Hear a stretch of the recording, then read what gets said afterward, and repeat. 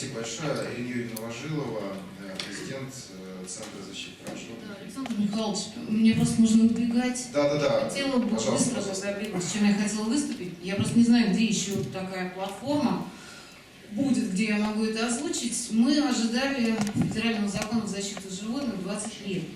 Я не говорю о том, что он был переименован, и теперь это уже не субъект, а объект, то есть это об ответственном обращении с животными. Там поменялось все, из него выпали просто 3 самых гигантских сферы. Я не могу этот вопрос не озвучить, потому что мы как раз сегодня собрались в преддверии Всемирного дня в защиту прав животных. И эта концепция касается именно 3 вот этих гигантских сфер.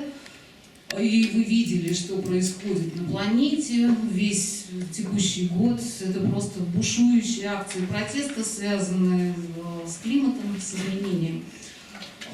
Буквально ситуация на планете очень такой скоротечной. Вы видели сегодня ночью, там 56 медведей окружили Чукотку, потому что нет льда. И я хочу просто одну картинку наглядно показать, чтобы понимать, какие сферы мы не обсуждаем. И все вот это вот чипирование, это все абсолютно микроны по сравнению с тем, что мы упускаем абсолютно. Это вот гигантское исследование, я просто, к сожалению, на экран не могу вывести, которое касается биомассы, распределения биомассы на планете. И вот сегодня планета выглядит так. То есть человек это 36%, а 60% занимают животные, которых мы просто выращиваем на мясо. 4% это вот маленький носорожек, это животные, которые остались в диких лесах. Именно с этим связаны все акции протеста, и измененный лик планеты, и вырубленные леса, и все остальное. Поэтому, если бегло говорить, у нас абсолютно не регламентируются эти 3 сферы. То есть здесь ни содержание, ни транспортировка, все, что касается животноводства, это 70 миллиардов животных в год, не считая рыб, убивается. 2-я сфера – это опыты, 115 миллионов в год. 3-я – это меха, 100 миллионов в год. Ни одна сфера не регламентируется в России. 4-я сфера – это индустрия развлечений. Цирки, зоопарки, бои, бега, охота, рыбалка, фотобизнес, реклама с животными при кафе, всевозможные переездные формы, притравочные станции, использование в кинематографе там 15 подвидов. Тоже мы ожидали, что внутри этого закона мы хотя бы те 7 сфер, 8 где-то, которые абсолютно незаконные появились с приходом 90-х, они нарушают ветеринарные нормы, они нарушают санитарно-гигиенические нормы и противопожарные правила, что они хотя бы будут запрещены, но вот сейчас мы видим, что нет.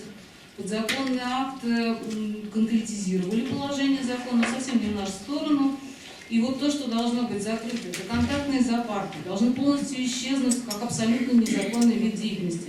Экзотариумы внутри торговых центров, переездные формы цирков, зоопарков, зооцирков, шапито, притравочные станции, фотобизнес с животными, реклама при кафе, содержание диких животных в домах, таких вот как большие кошки, всевозможные кальянные с животными, антикафе, за исключением животных-компаньонов, то есть еноты, совы, это все виды контактных зоопарков. Вот, к сожалению, все эти самые гигантские темы, они провисли. Мы ожидали 20 лет, и мы на выходе не видим то, что ожидали. А по теме мехов, я так скажу, нам Минсельхоз отвечает, что понятие жестокости на этих животных не распространяется.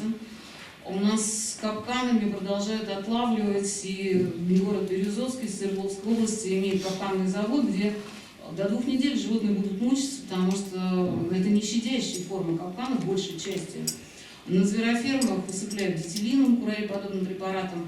А что касается опытов, идут косяками просто жалобы от студентов за принуждение к жестоким опытам. Порядка 200 вузов связаны с экспериментами на животных. Практически ни один из них не получает лицензию на использование наркоза. А это значит, что либо они делают без наркоза, либо на суррогатном наркозе. Это медицинские, биологические, ветеринарные вузы. Ну и что касается самой гигантской сферы использования подопытных животных, это проверка безопасности лекарств. Здесь Россия должна была бы переходить на культуру человеческой клетки. Вместо этого у нас строятся гигантские просто сети виварий. То есть мы делаем по старинке. Ну, то есть ряд нерешенных проблем. Спасибо. Спасибо, Ирина Юрьевна. Действительно, вот такая тема на вырост. Ну, мы, наверное, просто признаем, да, что сейчас ответов на эти вопросы попросту нет. Но то, что вы поднимаете, такие глобальные вопросы, они, конечно, на мой взгляд, связаны в том числе с нашей зрелостью вот, и общества, в котором находится. Потому что если еще 2-3 года назад в некоторых регионах фиксировали нормативные акты, да, и госконтракты на отстрел, на там, отравление и прочее, то в связи с принятием даже этого закона, все равно долгожданного, но, может быть, со всех сторон такого обрезанного, мы куда-то продвинулись. За этот год вот сейчас ряд постановлений правительства Российской Федерации, которые тоже касаются так или иначе этой темы. Да, маленькими, но какими-то шагами мы идем. Но здесь не поспорить, наверное, с вами. Это вопрос, опять-таки, готовности и зрелости нашего общества. Но давайте в рамках нашей Москвы и в рамках московского законодательства, которое мы формируем, будем какие-то элементы тоже смотреть и внедрять по мере возможности. Спасибо за ваше выступление. Коллеги, у нас не так много времени.